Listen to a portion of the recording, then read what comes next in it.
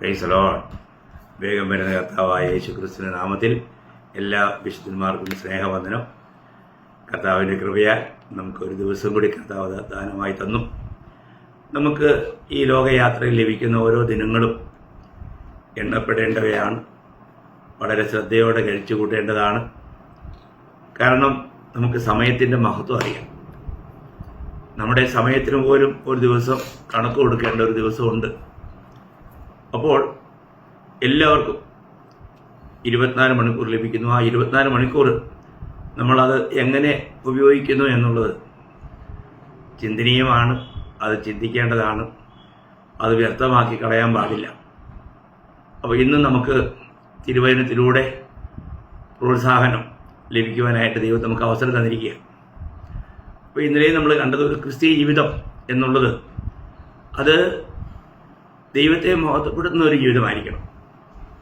നമുക്ക് കർത്താവ് തന്നെ മാതൃക തന്നിട്ടുണ്ട്. ആ മാതൃകയെ പിൻപറ്റി നാം ജീവിക്കേണ്ടവരാണ്. പ്രത്യേകിച്ചും ഒരു ക്രിസ്ത്യാനി എന്ന നിലയ്ക്ക്, ക്രിസ്തുവിന് വേണ്ടി വേർതിരിക്കപ്പെട്ടവർ എന്ന നിലയ്ക്ക് ഞാനൊരു ക്രിസ്ത്യാനിയാണെന്ന് നമ്മൾ അഭിമാനിക്കുന്നുവെങ്കിൽ നിശ്ചയമായും നാം കർത്താവിൻ്റെ കാൽച്ചുവടുകളെ പിൻപറ്റുന്നവരായിരിക്കണം. അതുകൊണ്ട് ഇന്ന് നമ്മുടെ ജീവിതം എപ്രകാരമുണ്ട്? എൻ്റെ ജീവിതത്തിലൂടെ കർത്താവിൻ്റെ നാമം ദൂഷിക്കപ്പെടുന്നുണ്ടോ? അതോ അത് മഹത്വപ്പെടുകയാണോ? ഒന്നെങ്കിൽ വന്ദിക്കപ്പെടുന്നു, അല്ലെങ്കിൽ നിന്ദിക്കപ്പെടുന്നു. അപ്പോൾ എന്താണ് സംഭവിക്കുന്നത്? നിങ്ങൾ നിമിത്തം ജാതികളുടെ മധ്യേ എൻ്റെ നാമം ദൂഷിക്കപ്പെടുന്നു എന്ന് തൻ്റെ ജനത്തെക്കുറിച്ച് പറഞ്ഞിരിക്കുന്നതായിട്ട് നമ്മൾ റോമാലേഖനം 2-ാം അധ്യായത്തിൽ വായിക്കുന്നു. നമ്മൾ ചിന്തിക്കണം, നമ്മൾ നിമിത്തം മറ്റുള്ള മധ്യത്തിൽ കർത്താവിൻ്റെ നാമം നിന്ദിക്കപ്പെടുവാനിടയാകുന്നുണ്ടോ? ഓരോ കാര്യങ്ങളിലും നമ്മൾ എത്രമാത്രം മാതൃകയുള്ളവരായിരിക്കണം. കർത്താവിന് വേണ്ടി വേർതിരിക്കപ്പെട്ടവർ, ദൈവത്തിൻ്റെ സത്യവചനം പ്രാപിച്ചവർ, ദൈവത്തിൻ്റെ ആത്മാവിനെ പ്രാപിച്ചവർ എത്രമാത്രം മാതൃകാപരമായ ജീവിതം നയിക്കുവാൻ നമ്മൾ കടപ്പെട്ടവരാണ്. കാരണം 2 കൊരിന്ത്യർ 3:3 വായിക്കുന്നത് നമ്മൾ ക്രിസ്തുവിൻ പത്രമാണെന്ന്. നമ്മുടെ ജീവിതം മറ്റുള്ളവർ പഠിക്കുന്നുണ്ട്. അവർ നമ്മളെ പഠിച്ചിട്ട് കർത്താവിനെ അറിയുവാനും കർത്താവിൽ വരുവാനും ഇടയാകണം. അപ്പം ഇന്ന് എൻ്റെ ജീവിതം എൻ്റെ കർത്താവിനെ മഹത്വപ്പെടുത്തുന്നൊരു ജീവിതമാണോ? എങ്ങനെയായിരിക്കാം നമ്മുടെ ജീവിതത്തിലൂടെ കർത്താവിന് മഹത്വം ലഭിക്കുക എന്നതിനെക്കുറിച്ചൊരു ചെറിയ ഒരു ക്ലാസ്സാണ് ഇന്ന് തരുവാനായിട്ട് കർത്താവിൽ ആഗ്രഹിക്കുന്നത്. അതിനായിട്ട് ഒന്നാമത്തെ ഞാൻ വായിക്കാൻ ആഗ്രഹിക്കുന്നത് ഫിലിപ്പ് ലേഖനത്തിൽ 1-ാം അധ്യായം അതിൻ്റെ 20ഉം 21ഉം വാക്യങ്ങളിൽ പൗലോസ്ലീഹ തൻ്റെ ജീവിതത്തെക്കുറിച്ച് തന്നെ പറയുന്ന ഒരു കാര്യമാണ്. ഞാനത് വായിക്കാം. ഫിലിപ്പ് ലേഖനം 1-ാം അധ്യായം 20ഉം 21ഉം വാക്യം. അങ്ങനെ ഞാൻ ഒന്നിലും ലജ്ജിച്ചു പോകാതെ പൂർണ്ണ ധൈര്യം പൂണ്ട് ക്രിസ്തു എൻ്റെ ശരീരത്തിങ്കൽ ജീവനാലാകട്ടെ മരണത്താലാകട്ടെ എപ്പോഴും എന്ന പോലെ ഇപ്പോഴും മഹിമപ്പെടുകയുള്ളൂ എന്ന് പ്രതീക്ഷിക്കുകയും പ്രത്യാശിക്കുകയും ചെയ്യുന്നു. നോക്കണേ, ക്രിസ്തു എൻ്റെ ശരീരത്തിങ്കൽ ജീവനാലാകട്ടെ മരണത്താലാകട്ടെ എപ്പോഴും എന്ന പോലെ ഇപ്പോഴും മഹിമപ്പെടുകയുള്ളൂ എന്ന് പ്രതീക്ഷിക്കുകയും പ്രത്യാശിക്കുകയും ചെയ്യുന്നു. എനിക്ക് ജീവിക്കുന്നത് ക്രിസ്തുവും മരിക്കുന്നത് ലാഭവുമാകുന്നു. എത്ര അനുഗ്രഹീതമായ ഒരു സാക്ഷ്യമാണ് തന്നെക്കുറിച്ച് തന്നെ ഒരു അവലോകനം ചെയ്ത് കർത്താവിൻ്റെ പ്രിയദാസനായ പൗലോസ്ലീഹ പറയുന്നത്. ദൈവമക്കളെ, നമുക്ക് നമ്മുടെ ജീവിതത്തിൽ ഇപ്പോഴും എപ്പോഴും കർത്താവിൻ്റെ നാമം മഹത്വപ്പെടണം എന്നുള്ള ഒരു വലിയ ലക്ഷ്യം നമ്മൾ ജീവിച്ചിരിക്കുമ്പോൾ, അല്ല നമ്മൾ ഈ ലോകത്ത് നിന്ന് കടന്നു പോയാലും നമ്മെക്കുറിച്ച് ജനങ്ങൾ അങ്ങനെ പറയുവാൻ ഇടയാകണം. ആ വ്യക്തി നിശ്ചയമായും ഒരു യഥാർത്ഥ ക്രിസ്ത്യാനി ആയിരുന്നു, അവൻ ക്രിസ്തുവിൻ്റെ നാമത്തെ മഹത്വപ്പെടുത്തുന്ന ഒരു വ്യക്തി ആയിരുന്നു എന്ന് പറയുവാൻ ഇടയാകണം. അപ്പോൾ ഇന്ന് നമുക്ക് നമ്മുടെ ജീവിതത്തെ നമ്മൾ പരിശോധിക്കുമ്പോൾ നമുക്ക് എങ്ങനെയുള്ള സാക്ഷ്യമാണ് ലഭിക്കുന്നത്? ഇവിടെ താൻ പറയുന്നത്, എൻ്റെ ജീവിതത്തിൽ ഞാൻ ഈ ജഡത്തിൽ വസിക്കുമ്പോൾ ക്രിസ്തു എൻ്റെ ശരീരത്തിങ്കൽ ജീവനാലാകട്ടെ മരണത്താലാകട്ടെ എപ്പോഴും എന്ന പോലെ ഇപ്പോഴും മഹിമപ്പെടുകയുള്ളൂ എന്ന് പ്രതീക്ഷിക്കുകയും പ്രത്യാശിക്കുകയും ചെയ്യുന്നു. എന്നിട്ട് പറയാണ്, എനിക്ക് ജീവിക്കുന്നത് ക്രിസ്തു, മരിക്കുന്നത് ലാഭം എന്ന് പറഞ്ഞാൽ തൻ്റെ ജീവിതത്തിൽ താൻ ടോട്ടൽ കണക്ക് കൂടിയിട്ട് തനിക്ക് പറയാനുള്ളത് എനിക്ക് ജീവിക്കുന്നത് ക്രിസ്തുവാണെന്ന് നമ്മൾ ചിന്തിക്കണം. ഇന്ന് നമ്മുടെ ജീവിതത്തിലും നമുക്ക് ക്രിസ്തുവിന് ജീവിക്കുവാൻ കഴിയുക, ജീവിക്കുന്നത് ക്രിസ്തു.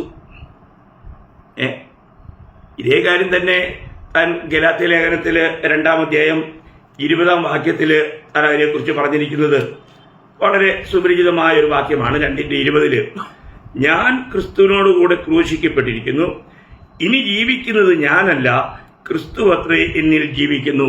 അപ്പോൾ ക്രിസ്തു എന്നിൽ ജീവിക്കുന്നു.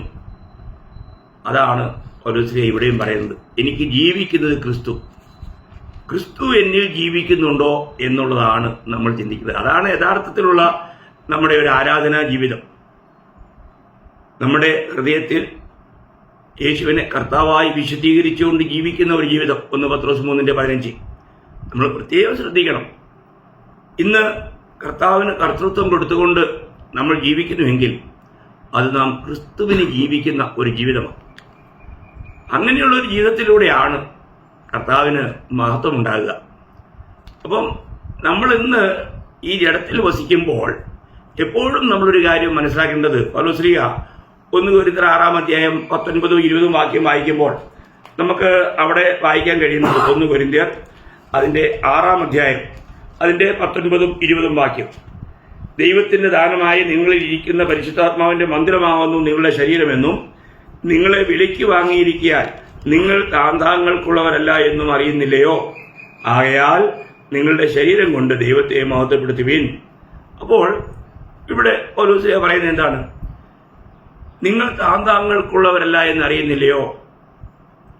അപ്പോൾ ക്രിസ്തു നമ്മളിൽ വസിക്കുന്നത് കൊണ്ടും ക്രിസ്തു നമ്മളെ വിലയ്ക്ക് വാങ്ങിയിരിക്കുന്നത് കൊണ്ടും നാം ഇനി നമുക്കുള്ളവരല്ല, നാം താന്താങ്ങൾക്കുള്ളവരല്ല. ഇത് എത്ര വിലപ്പെട്ട കാര്യമാണ്. ഞാൻ ചിന്തിക്കുകയായിരുന്നു, നമ്മൾ ഓരോ ഭക്തന്മാരും ഓരോ വിശ്വാസികളും നമ്മൾ ഈ ശരീരത്തിൽ വസിക്കുന്നിടത്തോളം കാലം ഏതെല്ലാം നിലയിൽ കർത്താവിനെ മഹത്വപ്പെടുത്താൻ കഴിയുമോ അവിടെയെല്ലാം കർത്താവിനെ മഹത്വപ്പെടുത്തുന്നവരായി നാം മാറണം. അതാ ദൈവത്തിൻ്റെ ഹൃദയംഗമായ ആഗ്രഹം. അതിനാ ദൈവം നമ്മളെ ഈ ലോകത്ത് വിളിച്ച് വേർപെടുത്തിയത്. തൻ്റെ മഹത്വത്തിന് വേണ്ടി വേർതിരിക്കപ്പെട്ടവരാണ്. അതുകൊണ്ട് നമ്മുടെ എല്ലാ ചെയ്തികളിലും, നമ്മുടെ ഈ ചെറിയൊരു ആയുസ് ജീവിക്കും കാലമോ എപ്പോഴും നമ്മൾ കർത്താവിന് ജീവിക്കുവാൻ കടപ്പെട്ടവരാണ്. കർത്താവിൻ്റെ ദിവ്യ സ്നേഹത്തെ നമ്മൾ അനുഭവിക്കുന്നവരാണ്. ആ സ്നേഹത്താലുള്ള നിർബന്ധമാണ് നമ്മളെ ഭരിക്കേണ്ടത്.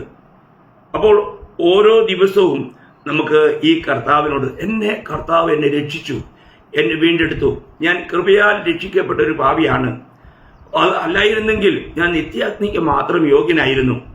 അപ്പോൾ ഈ കൃപ, ഈ വലിയൊരു അനുഗ്രഹം പ്രാപിച്ച നമ്മൾ എത്രമാത്രം ഈ കർത്താവിന് ജീവിക്കുവാൻ, നമ്മൾ റോമാലേഖനത്തിലും പൗലോസ് പറയുന്ന വളരെ വിലപ്പെട്ട ഒരു കാര്യം, റോമാലേഖനം അതിൻ്റെ 14-ാം അധ്യായം അതിൻ്റെ 7-ഉം 8-ഉം വാക്യം വായിക്കുമ്പോഴത്തേക്കും പറയുന്നത്, നമ്മിൽ ആരും തനിക്കായി തന്നെ ജീവിക്കുന്നില്ല, ആരും തനിക്കായി തന്നെ മരിക്കുന്നതുമില്ല. ജീവിക്കുന്നുവെങ്കിൽ നാം ക്രിസ്തുവിനായി ജീവിക്കുന്നു, മരിക്കുന്നുവെങ്കിൽ കർത്താവിനായി മരിക്കുന്നു.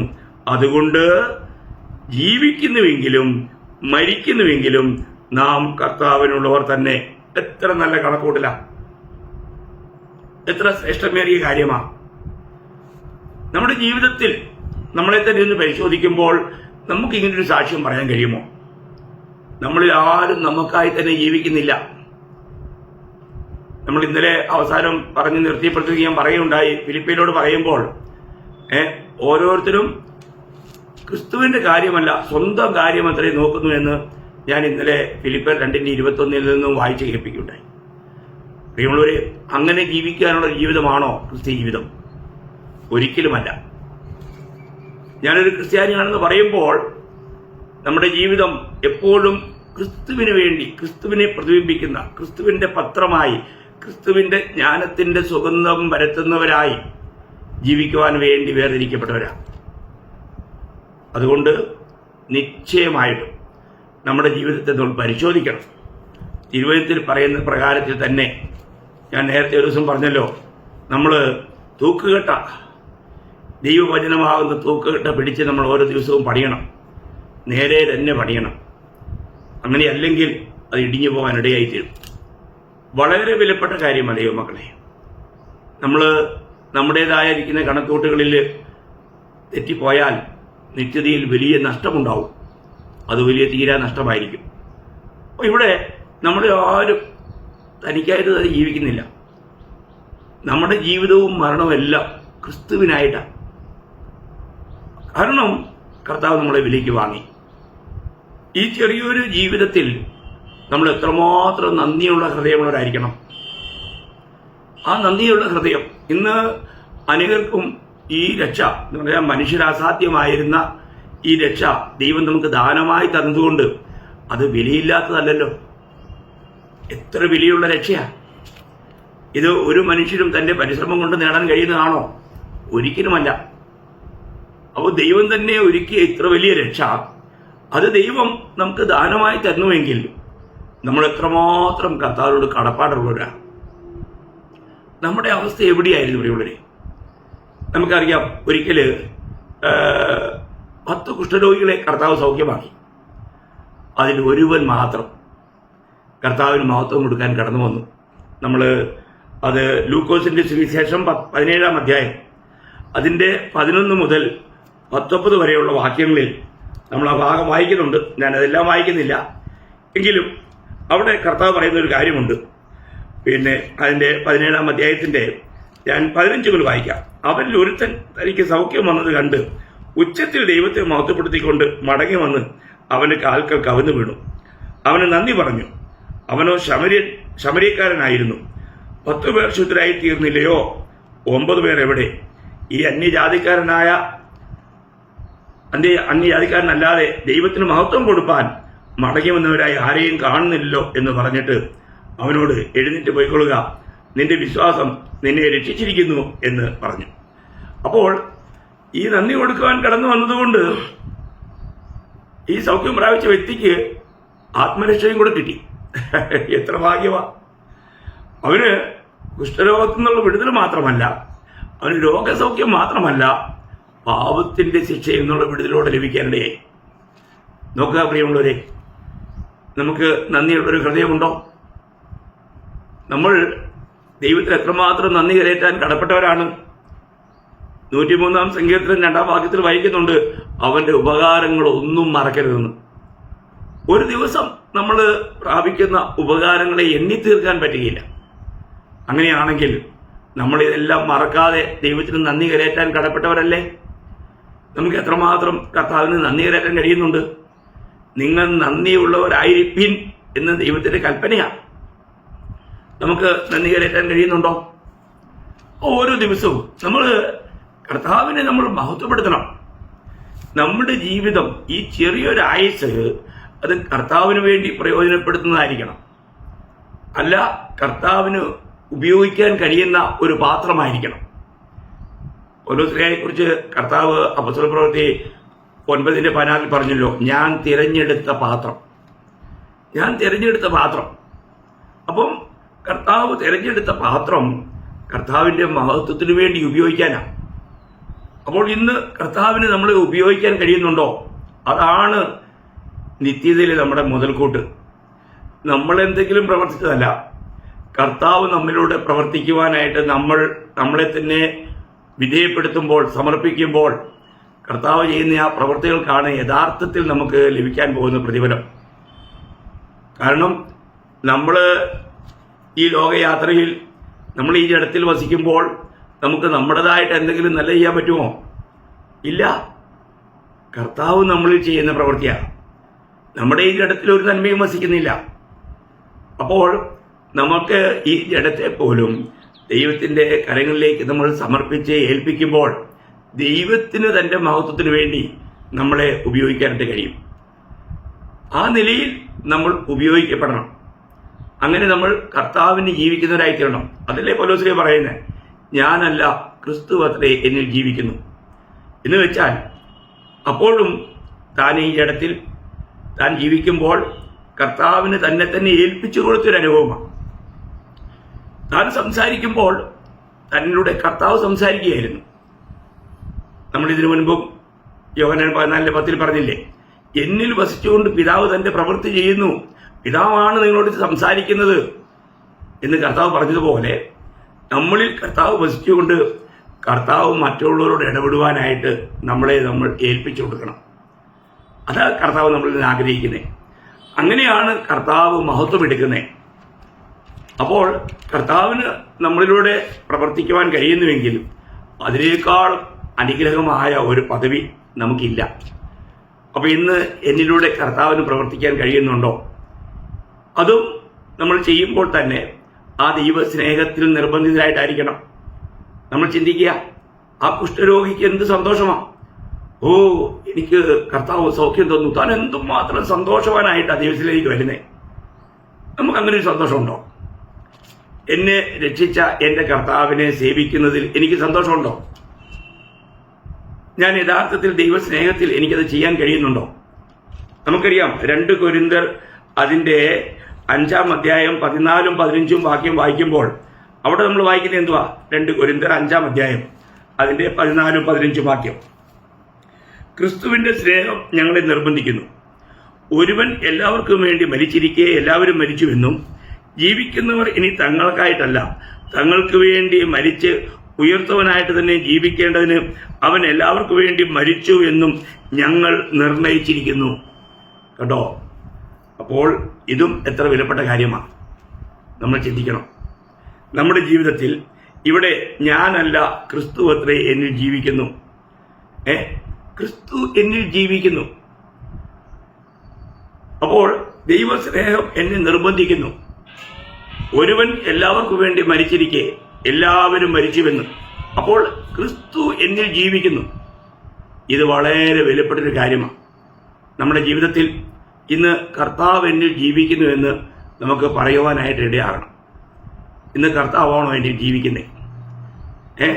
ഇത് വളരെ വിലപ്പെട്ടൊരു കാര്യമാണ് പ്രിയമുള്ളവരെ. നമ്മൾ ഓരോ വ്യക്തികളും ഇത് വളരെ വ്യക്തമായിട്ട് മനസ്സിലാക്കണം. ഇന്ന് കർത്താവ് എന്നിൽ ജീവിക്കുന്നുണ്ടോ? എന്നിലൂടെ മറ്റുള്ളവർക്ക് ആ ക്രിസ്തുവിന്റെ സ്നേഹം ലഭിക്കുന്നുണ്ടോ? എന്നിൽ മറ്റുള്ളവർക്ക് ക്രിസ്തുവിനെ കാണുവാൻ കഴിയുന്നുണ്ടോ? നമ്മുടെ ഇടപെടലുകളിൽ അതാ നമ്മൾ പരിശോധിക്കണ്ടേ. അല്ലാതെ വരുന്നതിനെയൊക്കെ നമുക്ക് ഇല്ലായ്മ ചെയ്യാനായിട്ട് കഴിയണം. ഓരോ കാര്യങ്ങൾക്കും ഞാൻ പറയുന്നത്, നമ്മൾ പ്രാപിച്ചിരിക്കുന്ന ഉപകാരങ്ങൾക്ക് നന്ദി പറയിക്കൊണ്ടിരിക്കുമ്പോൾ തന്നെ അവിടെ കർത്താവ് മഹത്വമെടുക്കുകയാണ്. വളരെയധികം കർത്താവിനെ മഹത്വപ്പെടുത്തുന്നതിൽ നമ്മൾ എത്രമാത്രം ഉത്സുകരായിരിക്കണം, അത് നമ്മൾ ചിന്തിക്കണം. ഓരോ കാര്യങ്ങളിലും നമ്മൾ എത്രമാത്രം ഈ കർത്താവിന് നമ്മൾ ജീവിക്കുന്നു എന്നുള്ളത് വളരെ പ്രധാനപ്പെട്ട ഒരു കാര്യമാണ്. ഇന്ന് ക്രിസ്തീയ കൂട്ടായ്മകളിൽ നമ്മൾ ഓരോ ദിവസവും മനസ്സിലാക്കണം, ക്രിസ്തീയ കൂട്ടായ്മകളിൽ വീണ്ടും ജനിച്ച ദൈവമക്കൾക്ക് പോലും എന്തില്ല, ഒരു പരസ്പര ഐക്യമില്ല. അവര് ഒരേ പിതാവിന്റെ മക്കളാണ്, ഒരേ കർത്താവിനെയാണ് അവർ വിളിച്ചപേക്ഷിക്കുന്നത്, ഒരേ ആത്മാവിനെയാണ് പ്രാപിച്ചത്, ഒരേ വിശ്വാസമാണ് അവർക്കുള്ളത്. അവരെല്ലാവരും ഏക പ്രത്യാശയുള്ളവരാണ്, ജീവനുള്ള പ്രത്യാശയുള്ളവരാണ്. എന്നിട്ടും ഐക്യതയില്ലാതെ പോകുന്നു. ഇത് എന്തുകൊണ്ടാണെന്നറിയാമോ? നമ്മളിലുള്ള ആ ദൈവഭയത്തിന്റെ കുറവാണ്, ദൈവത്തോടുള്ള ആദരവിന്റെ കുറവാണ്. നമ്മൾ എത്രമാത്രം ആത്മാവിന്റെ ഐക്യതയിൽ കഴിയേണ്ടവരാണ്. കർത്താവ് പിതാവിനുള്ള പ്രാർത്ഥനയിൽ പോലും ഞാൻ കഴിഞ്ഞ ദിവസം നിങ്ങളെ ഓർപ്പിക്കുകയുണ്ടായി. യോഹന്നാൻ 17-ന്റെ 11-ലും 21-ലും 23-ലുമായിട്ട് ആവർത്തിച്ച് പറയുന്ന കാര്യമുണ്ട്, നാം ഒന്നായിരിക്കുന്നത് പോലെ അവരും ഒന്നാകേണ്ടതിന്. നമ്മളെപ്പോഴും ആത്മാവിന്റെ ഐക്യതയിലായിരിക്കണം. നമ്മുടെ ഐക്യതയെ നഷ്ടമാക്കുമ്പോൾ കർത്താവിന് ഹൃദയത്തിൽ ഭയങ്കര ദുഃഖമാണ്. ദൈവമക്കളെ, നമ്മളെങ്ങനെയായിരിക്കണം? അതുകൊണ്ടാണ് നമ്മൾ പ്രാർത്ഥനയോടുള്ള ബന്ധത്തിലും രണ്ടുപേർ ഐകമത്യപ്പെട്ടാൽ നിങ്ങൾ എന്ത് യാചിച്ചാലും അത് ലഭിക്കുമെന്ന് പറയാൻ കാരണം. അപ്പോൾ നമ്മുടെ ഐക്യതയ്ക്ക് വളരെ പ്രാധാന്യമുണ്ട്. ക്രിസ്ത്യാനികൾ തമ്മിൽ പരസ്പരം പോരാടുന്നൊരു അനുഭവമാണെങ്കിൽ അവിടെ എത്രമാത്രം ദൈവനാമം ദൂഷിക്കപ്പെടുകയാണ്. ഇന്ന് അനേക ഇടങ്ങളിൽ നടക്കുന്ന സംഭവങ്ങൾ കേൾക്കുമ്പോൾ തന്നെ വളരെ ആത്മാവിൽ ഞെരക്കമുണ്ട്. കാരണം ക്രിസ്ത്യാനികൾ എന്ന പേരുള്ളവർ നിസ്സാര കാര്യങ്ങൾ അങ്ങോട്ടും ഇങ്ങോട്ടും ഗ്രൂപ്പ് തിരിഞ്ഞ് ഗ്രൂപ്പിസം ഉണ്ടാക്കി തമ്മിൽ തല്ലുകയാണ്. ഇതൊക്കെ നമ്മൾ കർത്താവിൻ്റെ ശരീരത്തെ തകർക്കുന്നവരല്ലേ? കർത്താവിൻ്റെ നാമത്തെ ദുഷിക്കുന്നവരായി മാറുകയല്ലേ? അപ്പം നമ്മൾ ചിന്തിക്കണം. നമുക്കറിയാം, സ്തോത്രമെന്ന യാഗം അർപ്പിക്കുന്നവൻ എന്നെ മഹത്വപ്പെടുത്തുന്നു. നമ്മൾ 50-ാം സങ്കീർത്തനത്തിൽ നമ്മൾ വായിക്കുന്നുണ്ട് 23-ാം വാക്യത്തിൽ. അപ്പോൾ നമുക്ക് എപ്പോഴും ദൈവത്തിന് സ്തോത്രം ചെയ്യുവാനായിട്ട് കഴിയണം. നമ്മൾ 1 തെസ്സലോനിക്കർ 5:18 വായിക്കുന്നുണ്ട്, എല്ലാത്തിനും സ്തോത്രം ചെയ്യുവൻ, ഇതല്ലോ ക്രിസ്തുയേശുവിൽ നിങ്ങളെക്കുറിച്ചുള്ള ദൈവ ഇഷ്ടം. അപ്പോൾ ദൈവ ഇഷ്ടമാണ്. അപ്പം നമ്മൾ കർത്താവിൻ്റെ ഇഷ്ടത്തിലായിരിക്കുക, കർത്താവിനെ എല്ലാ നിലയിലും മഹത്വപ്പെടുത്തുവാൻ നമ്മൾ ഉത്സാഹികളായിരിക്കുക. അപ്പോൾ നമ്മൾ ചിന്തിക്കണം, ഇന്ന് എനിക്ക് എൻ്റെ ജീവനാൽ എൻ്റെ കർത്താവിനെ മഹത്വപ്പെടുത്തുവാൻ കഴിയുന്നുണ്ടോ? എൻ്റെ ഈ ശരീരം ദൈവത്തിൻ്റെ ആലയമാണ്, എന്നിൽ കർത്താവിൻ്റെ ആത്മാവുണ്ട്. ഈ ബോധത്തോടു കൂടി നമുക്ക് കർത്താവിനെ മഹത്വപ്പെടുത്താൻ കഴിയുന്നുണ്ടോ? നമ്മൾ പരിശുദ്ധാത്മാവിനെ ദുഃഖിപ്പിക്കുന്നവരാകാതെ, പരിശുദ്ധാത്മാവിനെ കെടുത്തിക്കളയാതെ, പരിശുദ്ധാത്മാവിനെ അനുസരിക്കുന്നവരായി ജീവിക്കണം. ആത്മാവ് നമ്മളോട് എന്താണ് സംസാരിക്കുന്നതെന്ന് നമുക്ക് കേട്ട് അത് അനുസരിക്കുവാനായിട്ട് കഴിയണം. അപ്പം അങ്ങനെയൊരു ജീവിതമാണ് ദൈവം നമ്മളിന്ന് ആഗ്രഹിക്കുന്നത്. നമ്മുടെ ഏത് പ്രവൃത്തിയിലൂടെ, നമുക്കറിയാം 1 കൊരിന്ത്യർ 10:31 വായിക്കുന്നുണ്ട്, നിങ്ങൾ തിന്നാലും കുടിച്ചാലും എന്ത് ചെയ്താലും അത് കർത്താവിൻ്റെ മഹത്വത്തിനായി ചെയ്യുവിൻ. നമ്മുടെ നിസ്സാരമായിട്ട് ആഹാരത്തിലൂടെ പോലും ദൈവനാമം ദുഷിക്കപ്പെടുന്നവരുണ്ട്. അതിനെക്കുറിച്ച് റോമാലേഖനം അതിൻ്റെ 14-ാം അധ്യായത്തിലും 1 കൊരിന്ത്യർ 8-ാം അധ്യായം 7 മുതൽ 13 വരെയുള്ള വാക്യങ്ങളിലൊക്കെ വളരെ വിശദമായിട്ട് പറഞ്ഞിട്ടുണ്ട്. പ്രിയമുള്ളവരെ, നമ്മൾ എന്ത് ചെയ്താലും അവിടെയെല്ലാം കർത്താവിന് മഹത്വം ഉണ്ടാകുന്നുണ്ടോ എന്നാണ് നമ്മൾ പരിശോധിക്കേണ്ടത്. ഈവൻ നമ്മൾ സന്ദേശം അറിയിക്കുമ്പോൾ പോലും നമ്മുടെ സ്വയം പ്രശംസയ്ക്ക് വേണ്ടി നാം എന്തെങ്കിലും ചെയ്യാറുണ്ടോ? അതോ കർത്താവിനെ മാത്രം നമ്മൾ ഉയർത്തുകയാണോ? പരിശുദ്ധാത്മാവിനുള്ള ശുശ്രൂഷ എപ്പോഴും കർത്താവിൻ്റെ നാമത്തെ ഉയർത്തുന്നതായിരിക്കും. അതുകൊണ്ട് നമ്മൾ പത്രോസ് പറയുമ്പോൾ 1 പത്രോസ് 4:11 പറയുന്നുണ്ട്, നമ്മൾ ഈ ശുശ്രൂഷയിലൂടെ പിതൃയിലൂടെ പിതാവ് മഹത്വമെടുക്കണം. അങ്ങനെയാകുന്നില്ലെങ്കിൽ ദൈവത്തിന് വലിയ ദുഃഖമാണ്. അപ്പം ഓരോ കാര്യങ്ങളിലും നമ്മൾ എത്രമാത്രം കർത്താവിന് വേണ്ടിയിട്ട് പ്രയോജനപ്പെടുന്നുണ്ട്. നമ്മളൊരു ക്രിസ്ത്യാനിയായിട്ട് ജീവിക്കുമ്പോൾ നിശ്ചയമായിട്ടും ഞാൻ ഇന്നലെ ഓർപ്പിച്ചല്ലോ, അനേക കഷ്ടങ്ങളിലൂടെ നാം കടന്നു പോകണം. കാരണം കഷ്ടം അനുഭവിക്കാൻ വേണ്ടി നിയമിക്കപ്പെട്ടവരാണ് നാം എന്ന് 1 തെസ്സലോനിക്കർ 3:3 വായിക്കുന്നുണ്ട്. അതുകൊണ്ട് എന്തിനാണ് ഈ കഷ്ടത? അത് നമ്മുടെ ശുദ്ധീകരണത്തിന് വേണ്ടിയാണ്, നമ്മൾ വിശുദ്ധിയിൽ തികഞ്ഞവരായി തീരാൻ വേണ്ടിയില്ല. എന്നാൽ അങ്ങനെയുള്ള കഷ്ടതയുടെ മധ്യത്തിൽ പരീക്ഷകൻ പരീക്ഷിച്ച് നമ്മളെ ചിലപ്പോൾ വെട്ടിലാക്കുവാനായിട്ട് സാധ്യതയുണ്ട്. അവിടെയെല്ലാം നാം വളരെ സൂക്ഷ്മതയുള്ളവരായിരിക്കണം. അപ്പോൾ യഥാർത്ഥത്തിൽ ദൈവത്തിൻ്റെ ഇടപെടലുകൾ, കഷ്ടത അത് ഒരു പരിശോധനയായിട്ട് വരാം, അല്ല അത് ശുദ്ധീകരണത്തിന് വേണ്ടി ആയിരിക്കാം. ഇവയെല്ലാം നമ്മളതിനെ ശരിക്കും ആത്മാവിൽ ഉപയോഗിക്കണം. ഓരോ ദിവസവും നിശ്ചയമായിട്ടും വിശുദ്ധന്മാർ ഈ ലോകത്തിൽ ജീവിക്കുമ്പോൾ വിവിധ നിലകളിലുള്ള കഷ്ടങ്ങൾ നമുക്കുണ്ടാകാം. എന്നാൽ ദൈവവചനമാകുന്ന ആ പാറയുടെ മേൽ നമ്മുടെ ജീവിതം കെട്ടിപ്പടിയുന്നുവെങ്കിൽ അതിനെല്ലാം തരണം ചെയ്യുവാൻ കർത്താവ് നമുക്ക് ശക്തി തരും, കർത്താവ് നമ്മളെ ബലപ്പെടുത്തും. അപ്പം ഞാൻ പ്രത്യേകം ഓർപ്പിക്കട്ടെ, നമുക്കറിയാം കർത്താവ് നമ്മളെ വിളിച്ച് വേർപെടുത്തിയതൊക്കെ നമുക്ക് ഫലം കായ്ക്കാൻ വേണ്ടിയിട്ടാണ്. ഫലം കായ്ക്കുന്ന അവസ്ഥ നമുക്ക് പ്രത്യേകിച്ചും കർത്താവ് പറഞ്ഞു, യോഹന്നാൻ 15:4-5, നിങ്ങൾ എന്നിലും ഞാൻ നിങ്ങളിലും വസിക്കുന്നുവെങ്കിൽ, അതാണ് വ്യവസ്ഥ. അപ്പോൾ കർത്താവ് നമ്മളിലും നാം കർത്താവിലുമായിരിക്കണം. അങ്ങനെയാണെങ്കിൽ നമുക്ക് ഫലം കായ്ക്കാതിരിക്കാൻ പറ്റുകയില്ല. അപ്പോൾ ഫലം കായ്ക്കുന്നതിന് ദൈവം എന്ത് ചെയ്യുന്ന പറഞ്ഞേ? അതേ 15-2 വാക്യത്തിന്റെ അവസാന ഭാഗത്ത് പറയുന്നുണ്ട്, അതിനെ ചെത്തി വെടിപ്പാക്കും. എന്തിനാ ചെത്തി വെടിപ്പാക്കുന്നേ? അധികം ഫലം കായ്ക്കുക. അപ്പം നമ്മൾക്കുണ്ടാകുന്ന ഈ കഷ്ടതകൾ എന്തിനു വേണ്ടിയിട്ടാ? അധികം ഫലം കായ്ക്കാനാണ്. അപ്പോൾ നമുക്കറിയാം അധികം ഫലം കായ്ക്കണം. അപ്പോൾ നമ്മളിൽ നിന്നും ദൈവം ആഗ്രഹിക്കുന്നത് ഒരു ചെറിയ നിലയിലുള്ളതല്ല, 30% അല്ല, 30 മേനിയല്ല. 30 മേനി ആകുമ്പോൾ ചെത്തി വെടിപ്പാക്കുമ്പോൾ ചിലപ്പോൾ 60 മാറും. അവിടെ കൊണ്ടുമല്ല ദൈവം തൃപ്തനാകുന്നേ. 60 ആകുമ്പോഴും വീണ്ടും ചെത്തി വെടിപ്പാക്കും. എന്തിനാ? 100 മേനി ആകുവാൻ. നമ്മൾ 100 മേനി ഫലം കായ്ക്കുന്നവരായിരിക്കണം. അതുകൊണ്ടാണ് യോഹന്നാൻ 15:8 കർത്താവ് പറഞ്ഞു, നിങ്ങൾ വളരെ ഫലം കായ്ക്കുന്നതിനാൽ പിതാവ് മഹത്വപ്പെടുന്നു. അപ്പൊ എന്റെ പിതാവ് മഹത്വപ്പെടണമെങ്കിൽ നാം വളരെ ഫലം കായ്ക്കുന്നവരായി മാറണം. അതെപ്പോഴാണ്? അത് അത് ചെത്തലിലൂടെ നടക്കുന്നത്.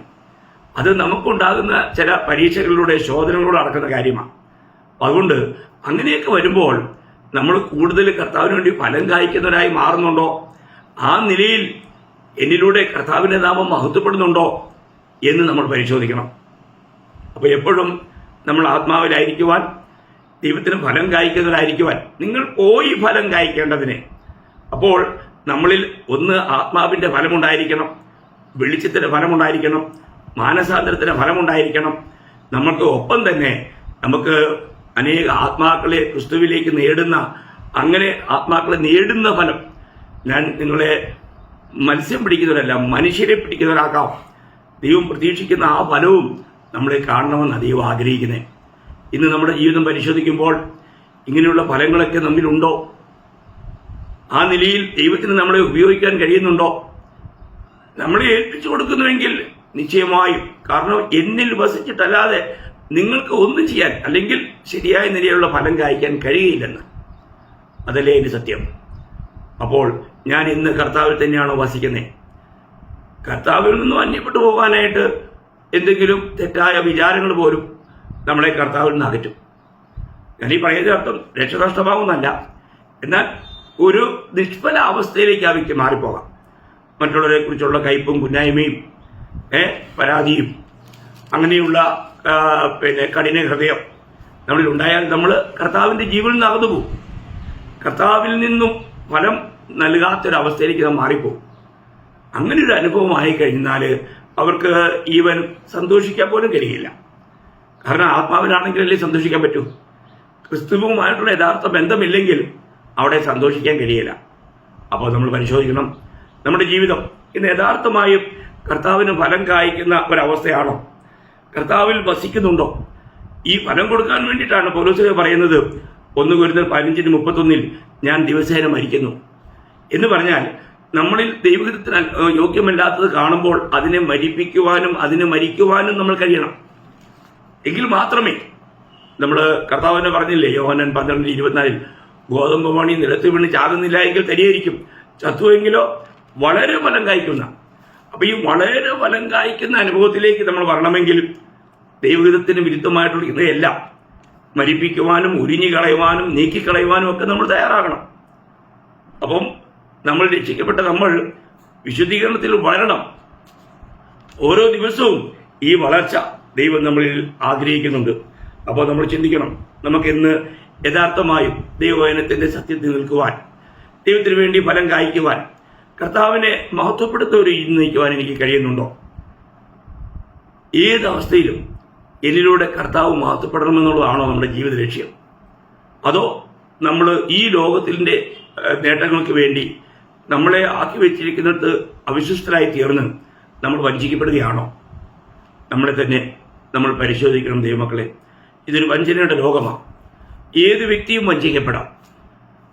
ഇന്ന് നമുക്കറിയാം, അന്ത്യകാലത്ത് ഭക്തിയുടെ വേഷം ധരിച്ച് അതിൻ്റെ ശക്തിയെ ത്യജിക്കുന്നവരായിരിക്കുമെന്നാണ് പറഞ്ഞിരിക്കുന്നത്.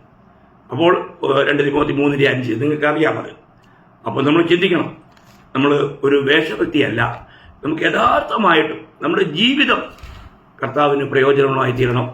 കർത്താവിൻ്റെ നാമം നമ്മുടെ ജീവിതത്തിലൂടെ എല്ലാ നിലയിലും മഹത്വപ്പെടുവാൻ, മറ്റുള്ളവരുടെ മുമ്പിൽ നമ്മൾക്ക് ഇത് അഭിനയമല്ല, ഇത് നമ്മുടെ ഒരു അനുഭവമായിരിക്കണം. ക്രിസ്തു എന്നിൽ ജീവിക്കുന്നു എന്ന് നമുക്ക് വ്യക്തമായും വെളിപ്പെടുത്തി ജീവിക്കുവാനായിട്ട് ഇടയാകണം. എത്ര ശ്രേഷ്ഠമായ ഒരു ജീവിതമാണ് ഈ ചെറിയൊരായുസ് നമ്മൾ സൂക്ഷിച്ചാൽ നിത്യതയിൽ നമുക്ക് എത്രമാത്രം കർത്താവിനാൽ ആദരിക്കപ്പെടുവാൻ ഇടയായിത്തീരും. ആ നല്ല വിളി കേൾക്കുവാൻ, അന്ന് കർത്താവിൻ്റെ സന്നിധിയിൽ ആ നിത്യസന്തോഷത്തിൽ, യജമാനന്റെ സന്തോഷത്തിൽ നമുക്കായിരിക്കുവാൻ ഈ വചന കേൾവി എല്ലാവർക്കും ഇടയാക്കട്ടെ എന്ന് പ്രാർത്ഥിച്ചുകൊണ്ടും ആശംസിച്ചുകൊണ്ടും ഇന്നത്തെ ഈ ശുശ്രൂഷ ഞാൻ അവസാനിപ്പിക്കുന്നു. കർത്താവിൻ്റെ നാമം മാത്രം ഇന്നും എന്നേക്കും മഹത്വപ്പെടുമാറാകട്ടെ. ആമേൻ.